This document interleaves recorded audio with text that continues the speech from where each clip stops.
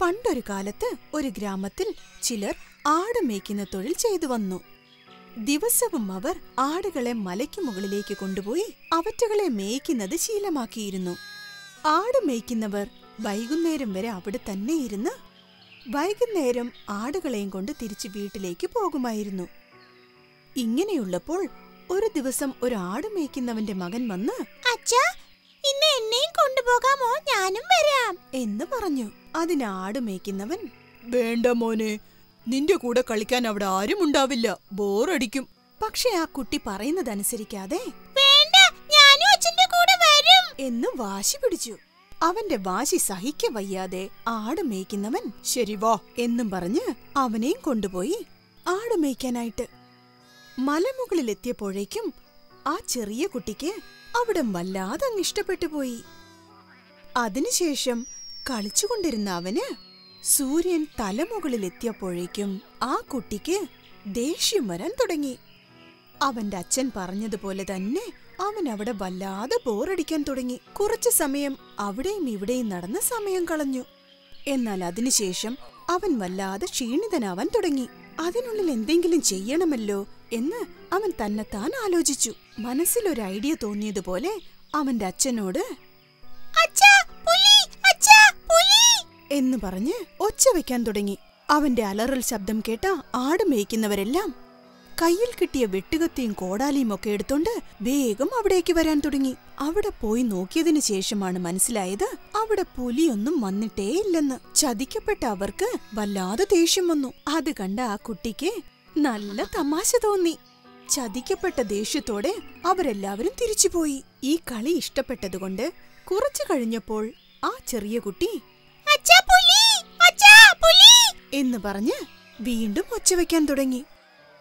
വീണ്ടും പുലിയാണ് വന്നതെന്ന് കരുതിയ ആട് മേയ്ക്കുന്നവർ വീണ്ടും അതുപോലെ തന്നെ വേഗം ആ സ്ഥലത്തേക്ക് പോയി.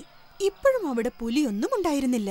അത് കണ്ട അവർക്ക് മുൻപത്തേക്കാൾ കൂടുതൽ ദേഷ്യം വന്നു. ആ ചെറിയ കുട്ടിയോട് വീണ്ടും ഒരിക്കലും ഇങ്ങനെ ചെയ്യരുതെന്ന് പറഞ്ഞു. അവരുടെ ദേഷ്യം കണ്ടപ്പോൾ ആ ചെറിയ കുട്ടിയും പേടിച്ചു പോയി. ഇനിയൊരിക്കലും ഇങ്ങനെ ചെയ്യില്ലെന്നും തീരുമാനിച്ചു. അങ്ങനെ തീരുമാനിച്ചപ്പോ തന്നെ ആ സ്ഥലത്തേക്ക് ശരിക്കും പുലി തന്നെ വന്നു. പുലിയെ കണ്ട കുട്ടി പേടിച്ചു വിറച്ചു. പേടിച്ചു പോയ ആ കുട്ടി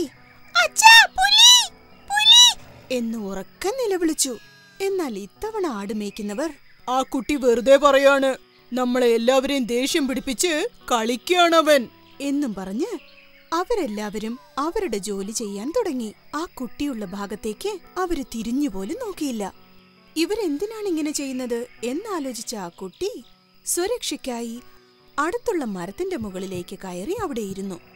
എന്നാൽ ആ പുലി അടുത്തുണ്ടായിരുന്ന ആട്ടിൻകുട്ടിയെ പിടിച്ച് തിന്നാനും തുടങ്ങി. ഇതൊക്കെ കണ്ടുകൊണ്ടിരുന്ന ആ ചെറിയ കുട്ടി പേടിച്ചു വിറച്ച് വൈകുന്നേരം വരെ ആ മരത്തിനു മുകളിൽ നിന്ന് താഴെ ഇറങ്ങിയതേയില്ല. അപ്പോ വീട്ടിലേക്ക് പോകാൻ തീരുമാനിച്ച ആട് മേയ്ക്കുന്നവർ ആ ചെറിയ കുട്ടിയെ കണ്ടില്ലല്ലോന്നോർത്ത് ആ ഭാഗത്തേക്ക് വന്നു. അവനൊരു മരത്തിന്റെ മുകളിൽ ഇരിക്കുന്നത് കണ്ട് താഴേക്ക് ഇറങ്ങി വരാൻ പറഞ്ഞു.